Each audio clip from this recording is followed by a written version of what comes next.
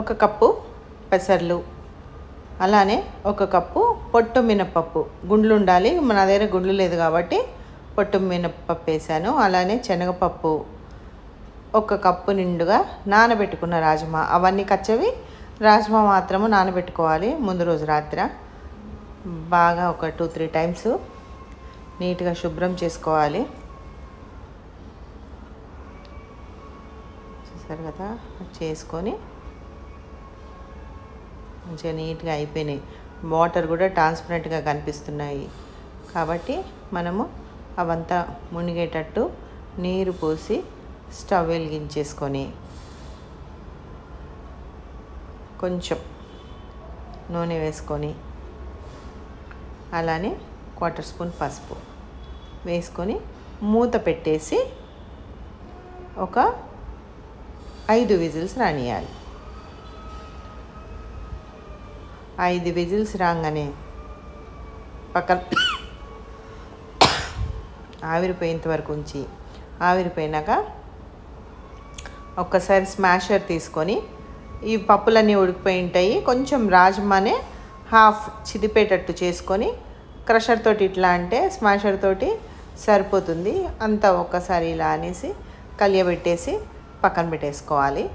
ఇప్పుడు మనము అది పక్కన పెట్టేసుకున్నాక ప్యాన్ పెట్టి, ప్యాన్లో ఆయిల్ వేసుకుని కొంచెం 1.5 చిన్న దాంతో 1.5 వేసుకొని దాంట్లో ఫస్ట్ బే లీఫ్, అలానే 2 ఇలాచీలు, సినమన్ వేసి అవి కొంచెం క్రాకల్ అయ్యేంత వరకు ఉంచుకొని, దీంట్లో లవంగాలు వేయలేదండి, సినమన్, ఇలాచీ అండ్ బే లీఫ్.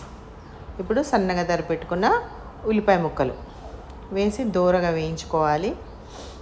దూరగా కొంచెం సిమ్లో పెట్టుకొని, మీడియంలో పెట్టుకొని మంచిగా అవి దూరగా వేయించుకొని, అది కొంచెం హాఫ్ ఫ్రై అయినాక దాంట్లో గార్లిక్ జింజర్ పేస్ట్ వేసి పచ్చిదనం పోయేంత వరకు ఫ్రై చేసుకోవాలి. చూసారు కదా, పచ్చిదనం అంతా పోయింది. ఇప్పుడు దాంట్లో పసుపు వేసుకొని ఒక్కసారి కలియబెట్టేసుకొని మంచి కలర్ వస్తుంది. కస్తూరి మేతి వేసుకొని, అలానే కారం ఒక్కసారి కలిపెట్టి ఆయిల్లోనే వేస్తే కలర్ మంచిగా వస్తుందండి. ఇప్పుడు టమాటాలు పొట్టు తీసి కట్ చేస్తున్నా నేను. ఇష్టం ఉండేటోళ్ళు ఎట్లా అన్నా వేసుకోవచ్చు, పొట్టుతో వేసుకోవచ్చు, పొట్టు లేకుండా కూడా వేసుకోవచ్చు. నేను పొట్టు తీసి ఒక 4 టమాటాలని ముక్కలు చేసుకొని వేసుకుంటున్నాను. మంచిగా స్మాష్ అయిపోతుంది.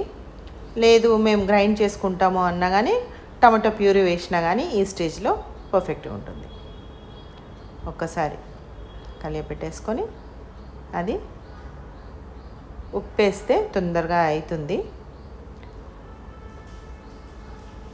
కొంచెం వాటర్ పోసేస్తున్నా మాడకుండా ఉండడాని కోసము వేసుకొని, ఇప్పుడు ఉప్పు వేసుకోవాలి, తగినంత ఉప్పు.